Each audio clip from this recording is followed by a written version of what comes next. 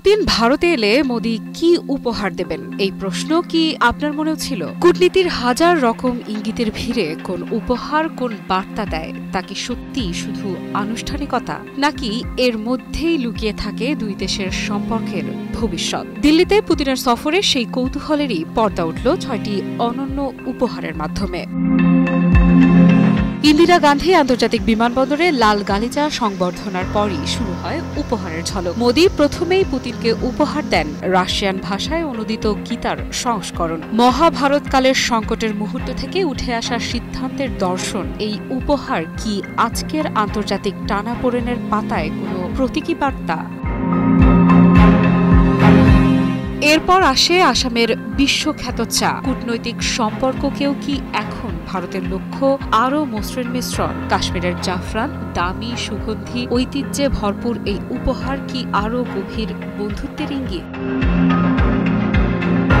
মুর্শিদাবাদের রূপোর টি সেট বাড়ায় চমকের মাত্রা। সূক্ষ্ম কারুকাজ আর রাজকীয় ঐতিহ্যে সাজানো ওই টি সেট। চায়ের টেবিল থেকেই কি লেখা হবে মস্কো দিল্লির আগামীর অধ্যায়? মহারাষ্ট্রের রূপোর ঘোড়াটি যেন গতির প্রতীক। এই ঘোড়া কি ইঙ্গিত করছে দুই দেশের সহযোগিতা আরও দ্রুত ছুটবে সামনে? শেষে আগ্রার মার্বেলের দাবা সেট। দাবার বোর্ডে যে চালেরা সম্পর্ক বদলায় সেগুলোর মতোই কি ভারত রাশিয়া দিচ্ছে নতুন কোনো যৌথ কৌশলের ইঙ্গিত? যুক্তরাষ্ট্রের শুল্ক চাপ, আন্তর্জাতিক চাপ এসবের মধ্যেও রাশিয়ার সঙ্গে বাণিজ্য নীতিতে পরিবর্তন আনেনি ভারত। পুতিনও দিল্লিতে জানিয়ে গেলেন ঘনিষ্ঠতার বার্তা, আর মোদির এই ৬ উপহার যেন সেই বার্তাকে আরও স্পষ্ট করে তুলেছে।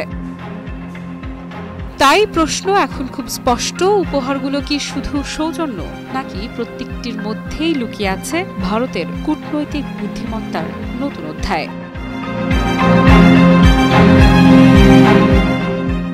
আফ্রিদা ইফরা, নিউজ 24।